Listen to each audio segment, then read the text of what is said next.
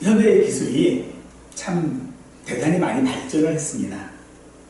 그래서 지금 이제 자율주행차라고 하는 것이 이제 만들어지고 있죠.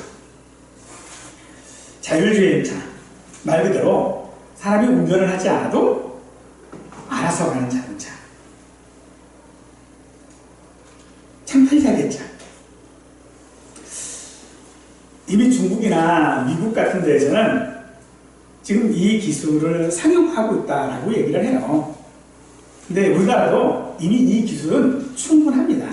다만 법률적인 어떤 것들이 뒷받침되지 않아서 아직은 상용하고 일을 못하고 있습니다만, 어쨌든 그런 모든 것들의 중심에 있는 게 AI라고 하는 거죠. AI. 인공지능. 지능을 가졌다는 거예요. 이것은 참 우리 사람들에게 편리한 기술입니다만, 그 편리한 가운데에 우리 사람들이 가지고 있는 선택권을 사실은요, 통제하고 있는 것이죠. 그래서 결국 이 기술을 염려하는 아는 사람들은 이것이 가지고 있는 그 통제권을 우리가 잃어버리면 상상하기 어려운 일들이 발생할 거다라고도 많이 이야기를 합니다. 그런데요, 걱정할 건 아닐 것 같아요. 왜냐하면 그것들은 영원하지 않습니다. 이 순간에 우리가 어떤 통제권을 잃었다 할지라도 그 통제권은 얼마든지 다시 찾아올 수 있는 것들이거든요. 우리의 기술 발전이라는 것이 왜 있습니까? 거기에 머물러 있지 않기 때문이거든요. 즉 영원하지 않기 때문에 기술 발전이 있는 겁니다. 그러나 우리 하나님에게는 영원하신 분이십니다. 우리 사람들에게 이 영원이라고 하는 말은 언제나 미래와 연관되어져 있지요. 더 정확하게는 우리의 시간 개념과 연관되어져 있는 것이 영원이라고 하는 그런 말일 것입니다.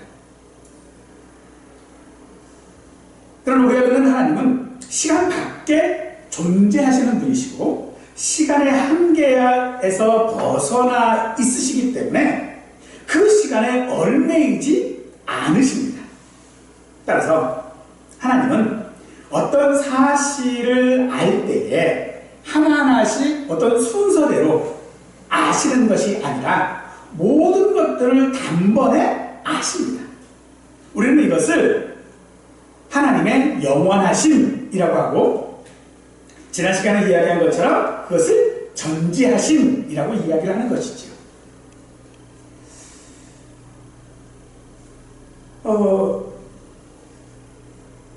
그럼으로써 오늘 우리가 가지고 있는 이 시간 개념, 바로 과거, 현재, 미래, 이런 제한된 상황에 따라서 하나님을 대하여 인식하는 것 자체가 우리에게는 참 어려운 일일 수밖에 없습니다. 다른 얘기를 하면 영원하신 하나님이라고 하는 말을 사실 우리는 그대로 받아들이기가 굉장히 어렵습니다. 왜냐하면 우리 개념 속에는 언제나 제한이라는 것이 있거든요. 우리의 지식이라고 하는 것은 언제나 과거, 현재, 미래라고 하는 그런 순서적인 것들로 인하여져서 우리가 얻을 수 있기 때문에 하나님이 영원하시다라고 하는 것을 우리는 참 알기가 어렵습니다. 그런데 오늘 우리에게 하나님께서는 우리가 그런 하나님을 도무지 이해할 수는 없으나 그 영원하신 하나님을 믿어야 한다라고 말씀하고 있는 것입니다. 그런 삶을 잘 보여줬던 사람이 요셉이지요. 요셉은 하나님의 그 영원성과 승리를 너무나도 잘 보여주는 삶을 살았습니다. 요셉은 요셉에게 질투를 했던 그 형제들에 의해서 노예로 팔렸습니다. 그리고 어떤 특별한 과정들을 통해서 결과적으로 당대의 최고의 국가였던 애굽의 총리가 되었고, 전례 없는 극심한 기근을 극복해낼 수 있는 정책들을 성공적으로 시행을 했습니다. 그리고 훗날 이 요셉은 야곱과 또 그의 형제들의 구원자가 되었습니다. 창세기 마지막에 보면 야곱이 죽지요.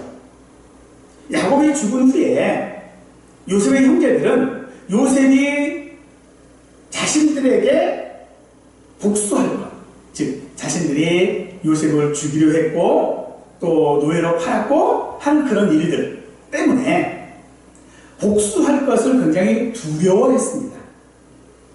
그래서 아버지의 유언을 대신해서 이야기를 하지요. 그런 형제들에게 요셉은 두려워하지 마소서, 내가 하나님을 대신하리까 라고 이야기를 합니다. 당신들은 나를 해하려고 했으나 하나님은 그것을 선으로 바꾸사 오늘과 같이 많은 백성의 생명을 구원하게 하시려고 하셨다라고 말씀하고 있죠. 요셉이 그런 삶을 살게 된 이유가 무엇입니까? 어찌 보면 요셉의 삶이 참 기구한 삶이죠. 그런 삶에 책임을 묻는다면 누구에게 책임이 있을까요? 아버지일까요? 아니면 형제들일까요? 가장 큰 책임은요, 사실 하나님께 있습니다. 지금 요셉이 뭐라고 하고 있습니다? 하나님을 대신할 수 없다라고 말하고 있죠.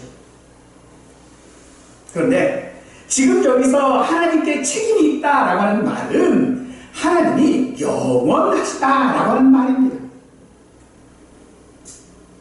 분명 그 모든 일의 책임은 하나님께서 있다라고 했을 때에, 즉 우리 사람들의 삶에 있어서 우리 삶의 배후에는 누가 계십니까? 하나님이 계시다는 거죠. 그럼에도 요셉의 형제들은요, 자신들이 원하는 바를 실행했습니다. 하나님은 요셉의 그 형제들이 무엇을 행할지 아셨을 뿐만 아니라 우리가 알 수 없는 방법으로 섭리하셨습니다. 그렇다고 해서 요셉의 형제들의 어떤 잘못들의 책임이 없다라고 하는 것은 아닙니다. 요셉은 형제들에게 그 책임을 묻지 않은 것이죠. 왜냐하면 요셉은 하나님을 믿었기 때문입니다. 하나님께서 이처럼 하나님을 믿는 자들에게 사람들이 가지고 있는 그 자유와 책임이라고 하는 그 안에서 하나님께서는 영원하신 하나님으로 계시는 것입니다. 우리가 그런 하나님을 믿을 때 우리 삶에서도 일어나는 여러 갈등과 어려움들 속에서도 우리는 평안을 누릴 줄 믿습니다. 오늘 성경의 이야기를 살펴보면 아브라함이 영원하신 하나님께 예배했다라고 하고 있지요. 어느 날 그날 왕이었던 아비멜렉이 그의 군대 장관인 비골과 함께 아브라함을 찾아왔습니다. 찾아온 이유는 그 백성들과 아브라함의 종들 사이에 우물에 관한 분쟁이 생겼거든요. 즉 우물의 소유권, 그 소유권을 두고 다툼이 생겼어요. 당시에 이 우물이라고 하는 것은요, 그냥 단순한 우물이 아니었어요. 이 우물은 삶의 터전이에요. 즉 내가 이곳에서 살고 있다라고 하는 것을 증명해 주는 것이 우물의 소유권이었어요. 그런데 분쟁이 생기니까 아비멜렉이 아브라함을 찾아옵니다. 아비멜렉은 왕이라고 얘기를 하고 있어요. 근데 아브라함은 아직 그냥 개인이에요. 둘이서 분쟁을 하면 누가 이길까요? 틀림없이 아비멜렉이 이길 수밖에 없어요. 더군다나 군대 장관인 비골까지 데리고 왔잖아요. 그러나 놀랍게도 아비멜렉은 아브라함에게 이렇게 인사합니다. 내가 무슨 일을 하든지 하나님이 너와 함께 하시는 것을 보았다. 하나님께서는 그의 백성과 함께 하신다는 사실을 경험적으로 아비멜렉은 알고 있었다는 것입니다. 물론 그로 인하여 승승장구하는 것을 보고 두려움을 느꼈을지는 모르지만 하나님과 함께하는 아브라함을 아비멜렉은요 무시할 수 없었습니다. 그러면서 뭐라고 그럽니까? 이 유물 너 가져. 그래요. 이 유물은 네 거야 라고 말합니다. 그러면서 서로 우리 거짓으로 행동하지 말고 우리 같이 좀 잘 살아보자 라고 이야기를 지금 하는 거예요. 그러니까는 이 아브라함이 그에게 그 소유권을 지금 인정받았잖아요. 그리고 그 우물도요 아브라함이 한 거예요. 그러니까 처음부터 그 우물이 아브라함의 소유권을 가지고 있었지만 그것을 인정하는 아비멜렉에게요 아브라함은 암양 7마리를 지불합니다. 여기서 이야기하는 암양이라고 하는 것은요 당시 목축업을 주로 하고 있는 사람들에게 있어서는 굉장히 중요한 의미를 가지고 있어요. 실질적으로 필요한 부분들이라는 거죠. 그런 것들 결국은 이 우물이나 혹은 암양 7마리는 생존권이에요. 살아가는 방식이라고 하는 것이죠. 그런데 그 살아가는 방식에 있어서 아비멜렉은 아브라함이 하나님과 함께하고 있다라고 하는 것을 보았다라는 것입니다. 그래서 그의 모든 소유권들을 인정하지요. 그리고 나서 서로 떠나간 이후에 아브라함은 그곳에 에셀 나무라고 하는 것을 심습니다. 나무를 심었다라고 하는 것은요 그곳에서 그냥 오래 살겠다는 얘기예요. 그리고 그곳에서 영원하신 여호와의 이름을 불렀다라고 하고 있는 것인데 여호와의 이름을 불렀다라고 하는 것은 곧 하나님께 예배했다라고 하는 그런 말입니다. 즉 그는 그가 하나님과 동행하고 하나님과 함께하고 있는 역사를 어떻게 아비멜렉에게 보여주었는가, 아비멜렉이 어떻게 그것을 확인했는가 라고 하는 것은 아브라함이 영원하신 하나님께 예배하고 있었다는 것입니다. 그런데 여기에 그냥 하나님께 예배했다라고 하지 아니하고 하나님을 수식하는 말로서 영원하신이라고 하는 말을 덧붙이고 있는 것이지요. 영원하다라고 하는 말은 시작도 없고 끝도 없이 계속된다라고 하는 그런 의미이겠죠. 시편 90편 2절 말씀에는 산이 생기기 전 땅과 세계도 주께서 조성하기 전 곧 영원부터 영원까지 주는 하나님이십니다 라고 우리에게 알려줍니다. 즉 하나님의 존재는 영원부터 영원까지라는 거죠. 그러나 우리 사람들은 이 영원이라는 것을 시간 안에서 측정하고 있기 때문에 시작이 없으면 사실 존재하는 것도 없어야 돼요. 그런데 하나님은 어떤 분이신가? 영원하신 분이다 라고 지금 말하고 있는 것입니다. 성경은 이 하나님의 영원성에 대하여져서 하나님은 이러이러해서 영원하시다 라고 말하지 않습니다. 그저 태초에 하나님이 천지를 창조하셨다라고 하는 말로 하나님은 이미 존재하고 계셨고 계신 분이라고 말하고 있습니다. 여기서 영원은 추상적이고 어떤 무한정적인 관점에서 말하는 것이 아니라 그저 우리가 믿어야 하는 하나님이 영원하신 하나님이다라고 하고 있는 것입니다.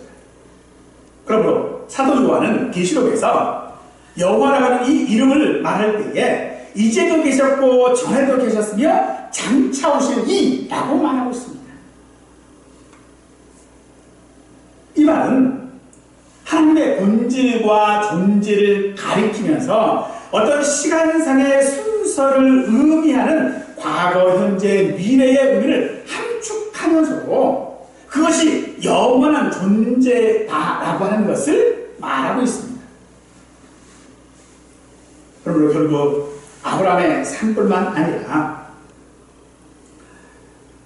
우리의 삶을 통해서도 하나님은 사람의 역사 속에 어떻게 개입하시며 어떻게 영원한 성과 그 주권을 드러내시는지를 보여주고 있고, 우리에게 그런 하나님에 대하여 마땅히 우리는 하나님을 믿고 하나님께 예배해야 한다라고 하고 있는 것입니다. 우리 사람들은 어제가 있습니다. 즉 시작이라고 하는 것이 있다는 거죠. 또한 우리는요, 연속적으로 진행되어지는 그런 시간이라는 환경 속에서 살고 있습니다. 그러므로 우리는 이 영혼을 조금도 이해하기가 어렵습니다. 왜냐하면 영혼이라고 하는 것은 언제나 시간상에 있어야 되거든요. 그래서 우리는 그 영혼이라고 하는 말 자체를 시간과 비교해서 이해하려고 합니다만, 그 결과 이 영혼이라는 말이 시작도 없고 지속되는 것도 없고 끝도 없다, 뭐 그렇게 우리는 이해할 수밖에 없는 것이죠.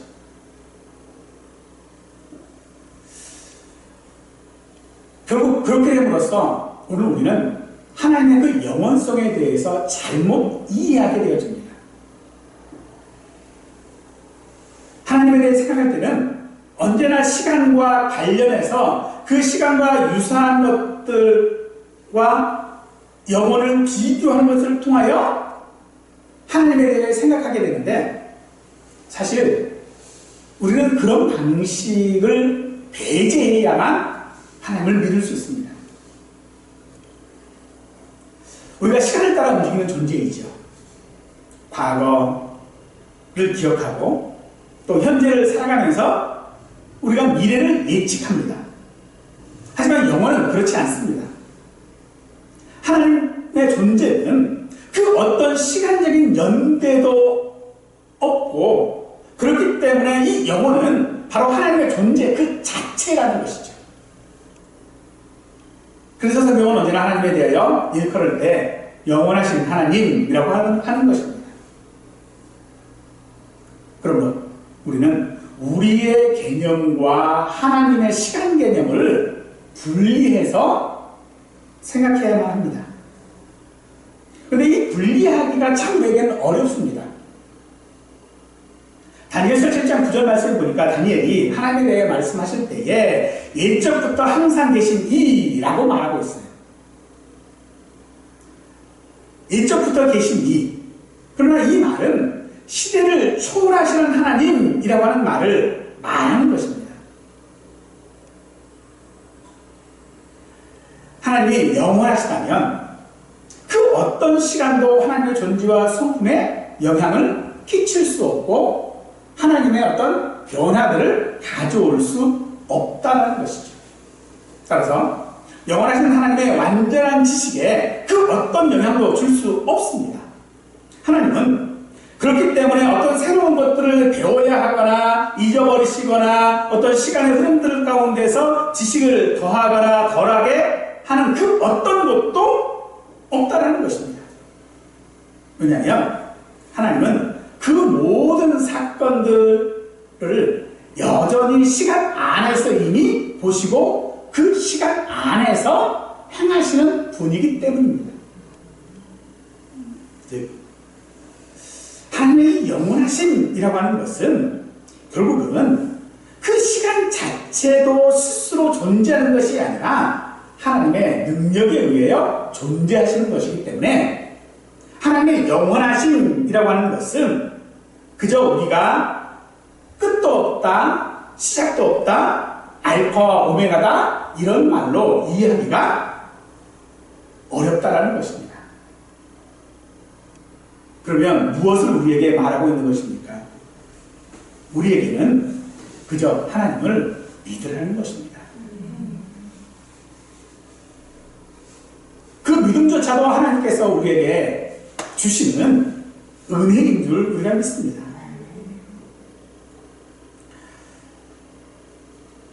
하나님은 그 어떤 것에서도 제한받지 않습니다. 하나님은 우주를 만드셨기 때문에 그 공간 안에 존재하고 있는 모든 것들의 시작, 즉 시간도 그때부터 시작이 된 것입니다. 하나님의 능력이라는 것입니다. 실로 영원하신 하나님이 시간의 유일한 절대적 기원이요 원인입니다. 시간이 존재하기 전에 하나님은 계셨습니다.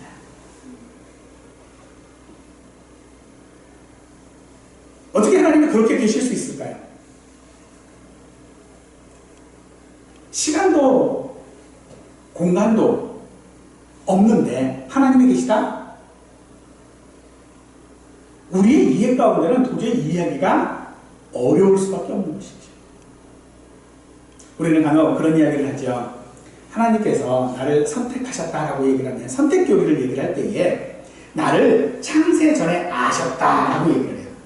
나를 창세 전에 아셨을 뿐만 아니라 나를 창세 전에 선택하셨다라고까지 우리는 이야기를 합니다. 그 창세 전에 내가 있었습니까? 없었잖아요. 없었는데 어떻게 하나님이 나를 아시고 선택하셨을까요? 그것이 하나님의 영원하심입니다. 그 영원하심을 우리 사람의 생각으로 사람의 한계를 가지고는 설명할 수도 없고요. 이해할 수도 없어요. 어떻게 하나님이 아무것도 없는데 존재했다라고 우리가 증명할 수 있습니까? 간혹 가다가 어떤 사람들이 그런 이야기를 한다고 해요. 하나님을 보여주면 믿겠다. 하나님을 어떻게 보여줄까요? 하나님을 보여줄 방법이 없어요.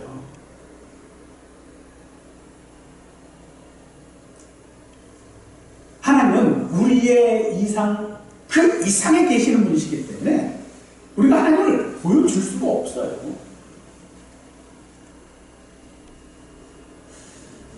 그 보여줄 수 없는 것.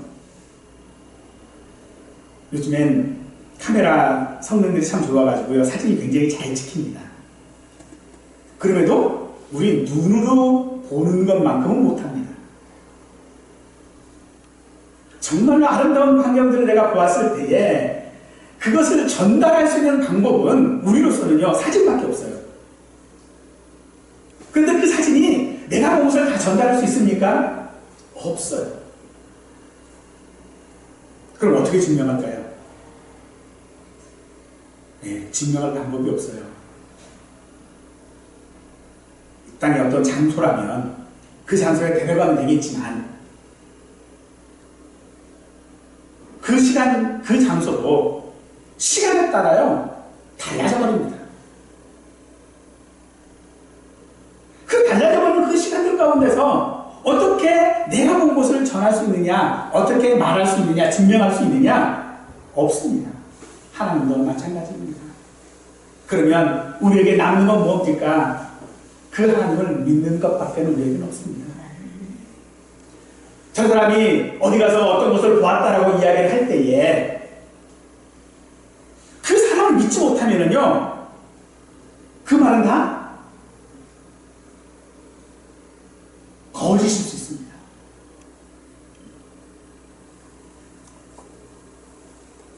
그 사람을 믿을 때에 혹여 그 사람이 과장되게 말한다 할지라도 우리를 믿을 수가 있겠죠. 그러나 하나님은 우리에게 과장되게 말하시지 않습니다. 하나님은 우리에게 있는 그대로를 말씀하십니다. 왜냐하면 하나님은 베드로후서 3장 8절 말씀에 주께서 하루가 천년 같고 천년이 하루 같은 이 한 가지를 잊지 말라라고 베드로가 말씀하신 것처럼 하나님께는 모든 시간이 하나님께는 동일해요. 우리에게는 과거도 있고 현재도 있고 미래도 있지만 하나님께는 이 시간이 그냥 동일한 시간입니다. 그게 하나님의 영원성이에요. 그냥 동일한 시간이에요. 그래서 하나님은 다 알고 계시는 것입니다. 전지하신 것입니다. 여러분들, 우리가 누군가와 미래를 약속하는 것들을 한번 생각해 보십시다. 어릴 적에 여러분들 혹시 졸업식 같은 거 하실 때에 혹은 청년이 오고 그러면 사람들이 약속을 좀 해요. 뭐 10년 후에 어디서 좀 만나자 뭐 이런 약속들을 합니다. 근데 그 약속이 지켜질 수 있을까요? 그 약속이 지켜질 수 있을런지 100% 확신을 할 수 없습니다. 왜냐하면 우리의 삶 가운데 우리의 시간 안에는 예상할 수 없는 일들이 생길 가능성이 굉장히 많기 때문이겠죠. 예상 못한 어떤 상황들로 인하여서 처음 약속할 당시에는 내 의지로 가능했던 일들, 분명히 내가 처음 약속할 때는요 내 의지로 가능한 일입니다. 그러니까 약속을 했겠죠. 그런데 상황이 변해서 내 의지로는 혹은 내 능력으로는 약속을 지키는 것이 불가능해져 버립니다. 그런 일들이 우리 사람들에게는요 너무나도 많습니다. 그러나 우리 하나님은 그런 상황이 없습니다. 모든 것을 한꺼번에 알고 계신 분이시기 때문에, 즉 우리에 대하여 내가 아직 알지 못하는 미래에 대해서도 하나님은 이미 알고 계시는 하나님이시기 때문에 하나님의 약속은 이미 실현된 것이라고 말할 수밖에 없던 것입니다. 그럼 우리에게 한 가지 좀 생각해 봐야 될 문제들이 하나 생겼어요.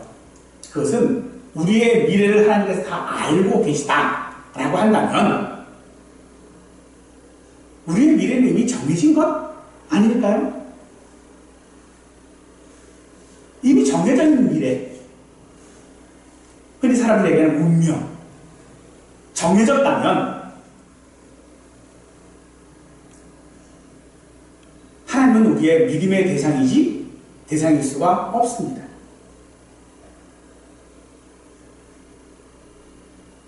우리의 미래가 정해졌다면 하나님은 우리의 믿음의 대상이 아니라는 겁니다.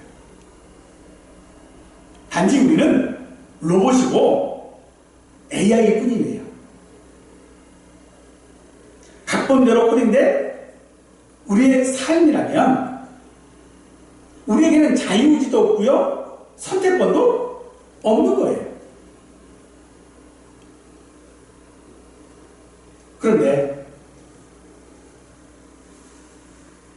성경은 우리에게 우리의 미래를 알고 계시는 하나님, 그 하나님을 믿으라고 지금 우리에게 말하고 있는 이유는 우리에게 뭐가 있다는 얘기입니까? 선택권이 있다는 얘기입니다. 선택권이 있다라고 하는 이 말에는 우리의 미래가 내 선택에 따라서 달라진다라고 하는 그런 말이 아닙니다. 하나님이 알고 계시는 것과 다른 결과가 나올 수 있다라고 하는 그런 말이 아니라는 겁니다. 하나님은 하나님의 방식대로 우리를 섭리하심으로 말미암아 우리가 해야 할 일들을 하게 하시는 줄 믿으십시오. 하나님께서는 우리가 하나님을 믿을 수 있도록 우리를 섭리하고 우리의 삶을 돌보고 계시는 줄 믿으십시오. 그것이 아브라함이 아비멜렉에게 보여주었던 하나님입니다. 어떤 사람이 하나님을 보여주면 믿는다라고 말할 때에 우리가 보여주어야 할 하나님은 어떤 분이십니까? 내 삶을 책임져 주시는, 내 삶의 모든 미래를 알고 계시는 그 영원하신 하나님이어야 한다는 것이고, 그 하나님을 어떻게 우리가 보여줄 수 있습니까? 내 삶을 통하여 하나님을 예배하는 것으로 보여줄 수 있을 줄로 믿으십시오.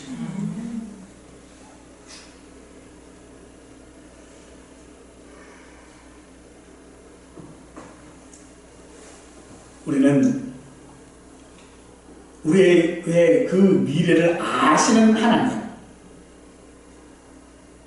영원하신 하나님, 그 하나님을 우리가 믿는다라고 하는 것은 참으로 우리가 이 땅 가운데, 이 불확실한 세상 가운데서 우리의 위로가 되어주는 줄 믿으십시오. 하나님께서 영원하신 하나님이시고 나와 함께 하시는 하나님이라면 우리는 언제나 내 삶이 편안해질 수 있습니다. 한 가지 그냥 예로 한번 들어보면 이런 예로 들어볼 수 있을 것 같아요. 여러분이 어떤 공포영화나 어떤 뭐 슬픈 멜로 영화 같은 것들을 볼 때에 그 영화의 내용을 모르면 이게 해피엔딩으로 끝날지 새드엔딩으로 끝날지 몰라요. 그래서 막 불안해요. 그 영화에 몰입돼 버리면 우리가 좀 불안하잖아요. 이게 결과가 어떻게 될까? 근데 누군가가 그 영화를 먼저 보고 옆에서 이야기해요. 걱정 마, 괜찮아. 스포일러 아니고요. 저 중국 나중에 살아. 뭐 이런 스포일러 말고 내가 불안해할 때에 내 옆에서 괜찮아. 걱정하지 마. 이렇게 이야기해주면 그 결과를 알고 있는 사람 때문에 우리는 편안하게 그 영화를 볼 수 있을 거예요.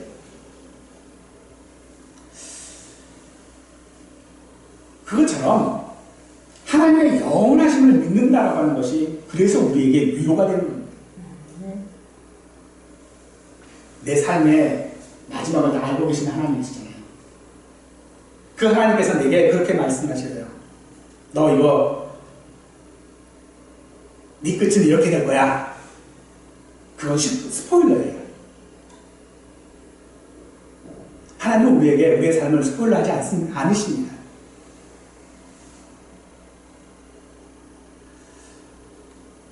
스포일러하지 않지 않고 너는 이렇게 살아갈 수 있어. 괜찮아. 내가 있잖아. 내가 있으니까 걱정하지 마. 내가 너를 알고 있어. 그러니 걱정하지 말고 해. 이 말씀을 하나님께서는 히브리서 13장 5절 말씀에서 우리에게 이렇게 말씀해주고 있습니다. 그가 친히 말씀하시기를 내가 결코 너희를 버리지 아니하고 너희를 떠나지 아니하리라. 우리가 어떤 예상되거나 기대되는 어떤 그런 것들 때문에 이 말씀을 하시는 것이 아닙니다. 우리에게 어떤 능력이 있고 우리에게 어떤 믿음이 굉장히 커가지고 하나님을 믿기 때문에 당연히 그런 결과를 얻을 수 있을 것이다 라고 예상했기 때문에 해서 그래 내가 그럴 줄 알았어 라고 하는 것처럼 믿는 그거 아닙니다. 하나님은요 우리에 대해서 너무나도 잘 알고 계시는 하나님이십니다. 내가 과거에 어떤 사람인지 알고 계십니다. 그럼에도 하나님은 우리를 버리지 아니하시고 떠나지 아니하신다고 우리에게 약속하시는 것은 그것이 사실이라는 것입니다. 아브라함은 부엘세바에서 하나님의 이름을 부르며 영원하신 하나님께 예배했습니다. 우리 역시 영원하신 하나님을 믿고 하나님께 예배해야 할 줄로 믿습니다. 우리가 이해할 수 없는 하나님을 믿고 의지하는 것, 내가 이해하지 못해서 우리는 믿어야 합니다. 내가 알지 못하는 것을 하나님이 아시기 때문에 우리는 하나님을 믿어야 합니다. 영원부터 계셨고 영원하신 하나님을 우리는 믿을 때에 우리의 삶의 크고 작은 그런 갈등들, 어려움들이